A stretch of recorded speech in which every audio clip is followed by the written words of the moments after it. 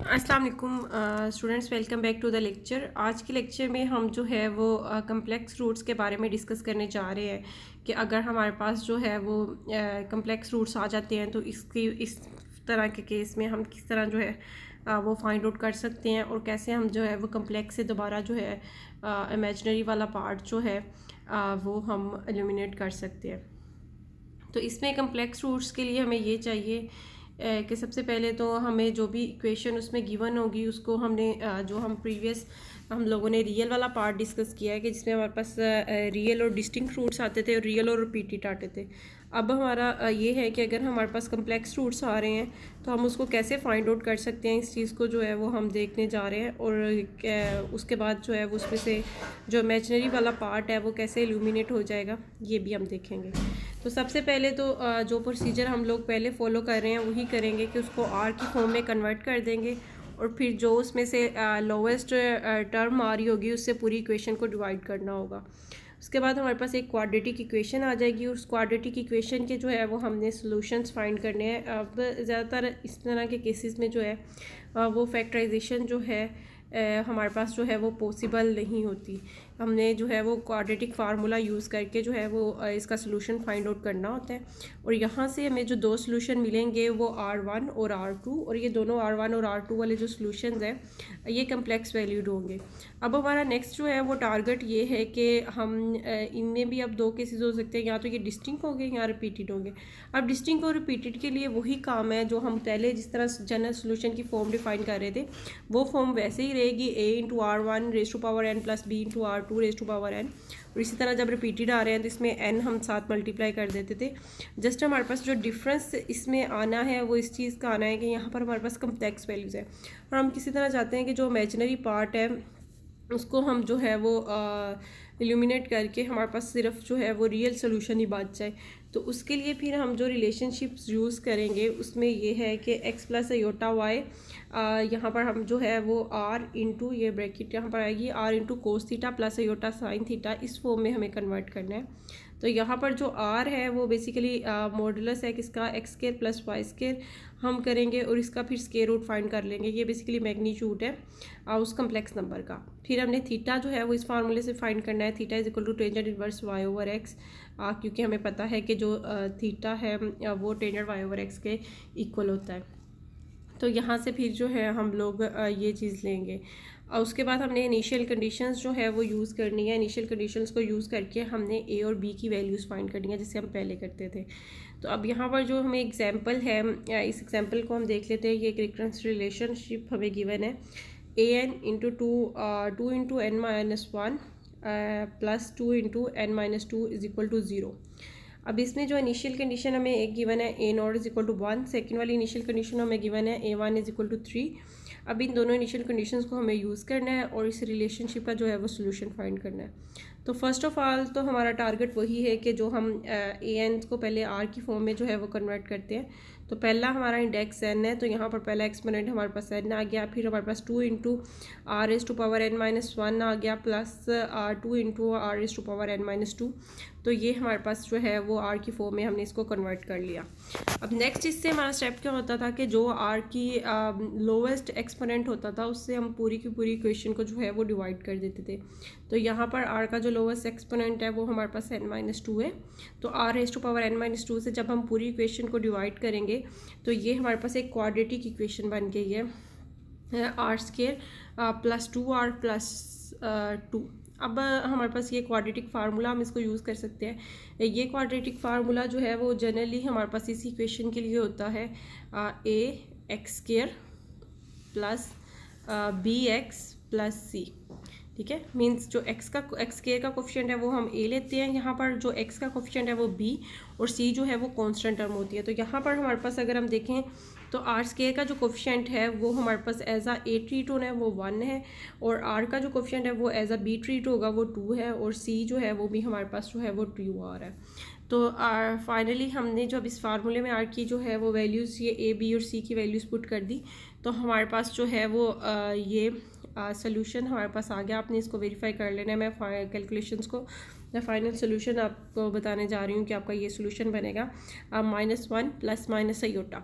अब एक को हमने -1 प्लस अयोटा को R1 का नाम दे दिया और -1 माइनस अयोटा को जो है वो हमने R2 का नाम दे दिया। अब जनरल सोल्यूशन की जो हमारे पास फॉर्म है वो है a into R1 raise to power n plus b into R2 raise to power n। अब R1 जो है वो हमारा आ रहा है 1 plus iota raise to power n और R2 जो है वो हमारा आ रहा है -1 minus iota raise to power n। अब पहले जो है वो हम R1 के लिए जो है वो सोल्व कर लेते हैं कि इसके लिए R फाइंड कर लेते हैं और थीटा फाइंड कर लेते हैं। तो R1 को मैंने इक्वल टू लिख लिया कि x1 प्लस अयोटा y1। यहाँ पर x1 की वैल्यू 1 है और अयोटा का जो कोफिशिएंट है वो y1 की वैल्यू होगी, तो अयोटा का कोफिशिएंट भी 1 है। तो ये -1 और 1 जो है वो हमारे पास आ गया। तो यहाँ से हमने R1 का जो है वो मैग्नीट्यूड फाइंड कर लेना है। वो हमारे पास आ रहा है x1 square plus y1 square. तो वो हमारे पास 1 square plus -1 square plus 1 square का जो जब हम लेंगे और इनको ऐड करेंगे तो ये हमारे पास स्क्वायर रूट 2 जो है वो आ रहा है। मतलब R1 का जो मैग्नीट्यूड है वो हमारे पास स्क्वायर रूट 2 आ गया। नेक्स्ट हमने थीटा एंगल फाइंड करना है। तो टेंजेंट ऑफ थीटा वन मैंने इसीलिए यूज़ किया क्योंकि सेकंड एंगल भी फाइंड करना है, तो उसके लिए फिर डिफ्रेंशिएट हो जाएगा कि उसके लिए हम थीटा2 यूज़ कर रहे हैं। तो टेंजेंट ऑफ थीटा1 जो है वो x1 y1 ओवर x1 के इक्वल है। y1 हमारा 1 है और x1 जो है वो -1 है, तो ये हमारा एंगल जो है वो -1 आ गया। अब टेंजेंट इन्वर्स हमने फाइंड करना है -1 का। तो टेंजेंट जो है वो 1 वैल्यू देता है π/4 पे। तो अगर हम -1 का टेंजेंट इन्वर्स फाइंड करेंगे तो ये हमारे पास आ जाएगा -π/4। तो फाइनली हमने R1 की वैल्यू फाइंड कर ली, जो कि किसके इक्वल थी, R1 के मैग्नीट्यूड के into cos theta plus iota sine theta. अब नेक्स्ट R2 के लिए इसी तरह सिमिलर स्टेप्स आप लोगों ने करने हैं। R2 का मैग्नीट्यूड फाइंड करना है, थीटा2 फाइंड करना है। तो जो फाइनली R2 के लिए आपके पास एक्सप्रेशन बनेगा वो ये बनेगा कि स्क्वायर रूट 2 कोस π/4, मतलब इसमें एंगल आपका π/4 आएगा और मैग्नीट्यूड स्क्वायर रूट 2 आएगा। अब जनरल फॉर्म जो है वो सोल्यूशन की उसमें हम लोग पुट करने जा रहे हैं। वो हमारे पास होती है a into R1 raise to power n plus b into R2 raise to power n। तो R1 की पावर भी n हमने लिख ली और R2 की पावर भी l लिख ली है।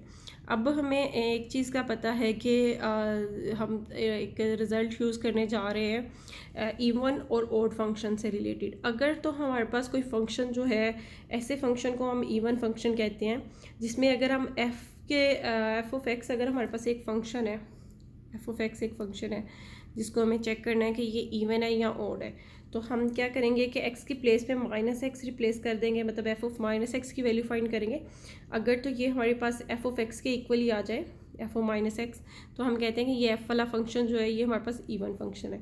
और ऑड फंक्शन के लिए हम ये करते हैं कि अगर हमारे पास f ऑफ -x जो है ये minus times f of x के इक्वल आ रहा है, तो फिर हमारे पास f वाला जो फंक्शन है ये ऑड फंक्शन होता है। अब हमें पता है कि ट्रिग्नोमेट्रिक फंक्शंस में जो कोस है ये एक इवन फंक्शन है, और अगर हम साइन को देखें तो साइन वाला फंक्शन जो है वो ऑड फंक्शन है।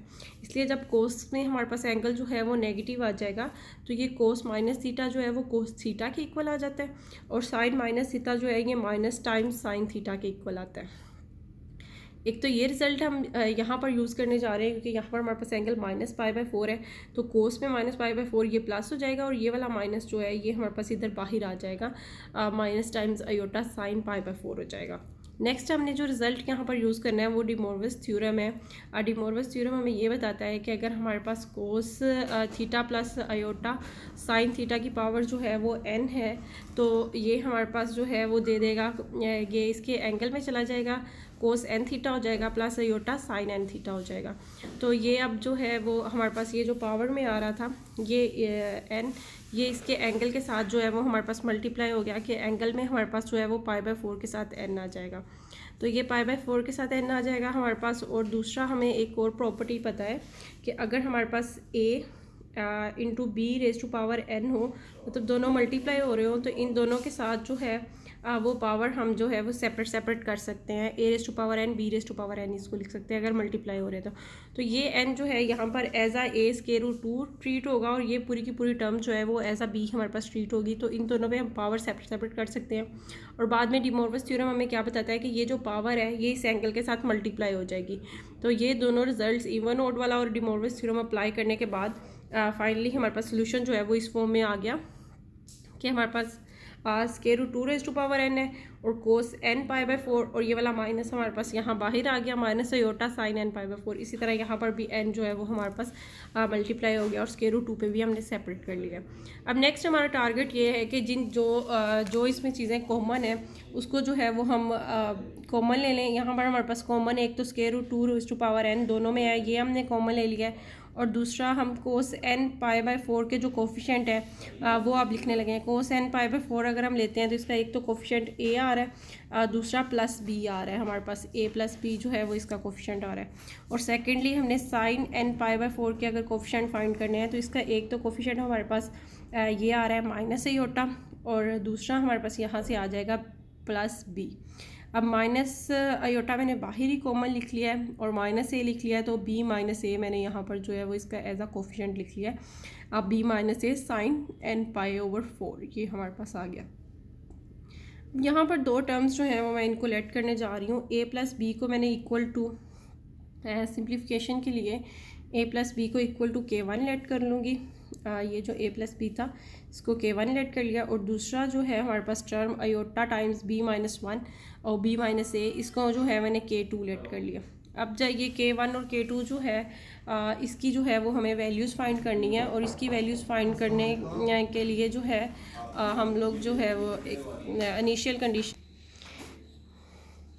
अच्छा हमने k1 और k2 जो है वो सेट कर लिया था, a प्लस बी की प्लेस पे k1 सेट कर लिया, और आयोटा टाइम्स b माइनस ए की प्लेस पे k2 सेट कर लिया। अब ये k1 और k2 जब हम पुट कर देंगे an में तो ये हमारे पास आ गया है k1 times cos n pi by 4 और k2 times sign n pi by 4, ये हमारे पास आ गया। अब नेक्स्ट जो है वो हमने इनिशियल कंडीशन को यूज़ करके k1 और k2 की वैल्यू चाहते हैं कि ये हम फाइंड आउट कर लें। तो इसके लिए हमें जो फर्स्ट वाली इनिशियल कंडीशन गिवन थी वो थी कि a naught is equal to 1। तो हम अगर ये इक्वेशन नंबर 3 में n is equal to 0 put कर दें तो ये हमारे पास बन जाएगी, यहाँ n a नॉट आ जाएगा, और square root 2 raise to power n था वो 0 हो गया, और यहाँ पर एंगल में जो है वो n मल्टीप्लाई हो रहा था तो ये 0 जो है वो हमने मल्टीप्लाई कर दिया। जब 0 हमारे पास किसी भी नंबर से मल्टीप्लाई हो तो वो हमारे पास जो है वो 0 ही आ जाता है, तो कोस 0 आ जाएगा, प्लस k2 टाइम्स जो है वो साइन 0 हमारे पास आ जाएगा। तो यहाँ से हम जो है वो k1 प्लस k2 टाइम 0 हमारे पास आ जाएगा, क्योंकि कोस जो है कोस की अगर हम वैल्यू देखें तो कोस हमारे पास जो है वो 0 पे वैल्यू देता है 1, और साइन की अगर हम 0 पे वैल्यू चेक करें तो साइन हमें 0 पे वैल्यू देता है 0, इसलिए यहाँ पर साइन 0 की प्लेस पे यहाँ मेरे पास 0 आ गया, और कोस 0 की प्लेस पे हमारे पास आ जाएगा 1। अब 0 टाइम्स k2 जो है ये टर्म भी जो है वो 0 हो जाएगी, और बाकी हमारे पास बच गया कि k1 is equal to a naught. अब a नोट की वैल्यू हमें गिवन थी 1, तो यहाँ से हमारे पास k1 की वैल्यू जो है वो 1 आ गई। अब नेक्स्ट हमारा टारगेट है कि हम k2 की वैल्यू जो है वो फाइंड कर लें, और k2 की वैल्यू फाइंड करने के लिए हम सेकेंड वाली जो इनिशियल कंडीशन है वो यूज़ करेंगे। वो हमारे पास है कि a1 इज़ इक्वल टू 3, तो a1 वाली यूज़ करने जा रहे हैं। तो हम इक्वेशन 3 में जो है ये n की प्लेस पे जो है अब 1 पुट कर देते हैं। तो जब n की प्लेस पे हम 1 पुट करेंगे तो हमारे पास ये इक्वेशन जो है वो रिड्यूस होके आ जाएगी कि एक तो स्क्वायर रूट 2 की पावर 1 आ जाएगी, दूसरा इनके एंगल्स में जो है वो n मल्टीप्लाई हो रहा था तो वो 1 मल्टीप्लाई 1 हमारे पास मल्टीप्लिकेटिव आइडेंटिटी है, उसको हम किसी भी नंबर से मल्टीप्लाई करेंगे तो वो इटसेल्फ ही आ जाएगा हमारे पास। तो ये हमारे पास आ गया। अब नेक्स्ट हमारे पास a1 की वैल्यू जो है वो हमने फाइंड आउट करने जा रहे थे। तो कोस की अगर वैल्यू देखें तो कोस हमारे पास जो है कोस पाई बाय 4 की हमें वैल्यू देखनी है।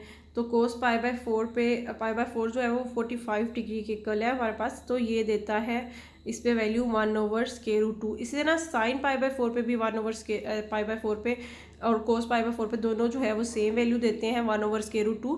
तो दोनों की हमारे पास जो है वो वैल्यू यहाँ पर आ गई, कोस पाई बाय 4 की जगह भी 1 ओवर स्क्वायर रूट 2 और साइन पाई बाय 4 की जगह भी 1 ओवर स्क्वायर रूट 2। अब ये इक्वेशन जो है अगर हम देखें तो ये स्क्वायर रूट 2 अगर हमारे पास अंदर मल्टीप्लाई कर दें तो ये हमारे पास जो है ये इन दोनों को जो है वो कैंसिल कर देगा। तो बाकी हमारे पास जो है वो k1 प्लस k2 बच गया, मतलब a1 is equal to k1 plus k2 बच गया। अब यहाँ पर हमें 2 की वैल्यूज़ पता है तो थर्ड की वैल्यू हम फाइंड आउट कर सकते हैं। जैसे कि हमें a1 की वैल्यू पता है, a1 की वैल्यू हमें गिवन है 3 है, और k1 की वैल्यू हमें पता है कि 1 है। तो a1 और k1 की जब वैल्यू हम पुट करेंगे तो हमारे पास थर्ड वाली k2 की वैल्यू आ जाएगी जो कि हमारे पास आ रही है 2। अब जब K1 की वैल्यू भी हमने फाइंड आउट कर ली, K2 की भी वैल्यू फाइंड आउट कर ली, यही दो चीज़ें अननोन थी जो हम सोल्यूशन की फॉर्म जो 3 तक, इक्वेशन 3 तक पहुँचे थे। तो इसमें अब हम K1 की वैल्यू पुट कर देंगे, K2 की वैल्यू भी पुट कर देंगे, और ये दोनों वैल्यूज़ जब हम पुट कर देंगे तो हमारे पास सोल्यूशन की जो फॉर्म बनेगी वो ये फॉर्म बन रही है हमारे पास an is equal to √2n cos n π/4, क्योंकि इसके साथ हमारे पास जो आ रहा था वो K1 आ रहा था और K1 की वैल्यू 1 है, तो 1 को मल्टीप्लाई करने से कोई फ़र्क नहीं पड़ेगा। और नेक्स्ट K2 की वैल्यू जो है वो 2 आ रही है, तो ये 2 टाइम्स sin n π/4 जो है ये हमारे पास आ गया। तो फाइनली ये जो है हमारे पास सोल्यूशन की जो है वो फाइनल फॉर्म आ गई, जो कि हमने कम्प्लेक्स के लिए जो है वो फाइंड कर लिया है। आपको कोई भी कन्फ्यूजन हो तो आप मेरे से कमेंट सेक्शन में पूछ सकते हैं या क्लास में डिस्कस कर सकते हैं।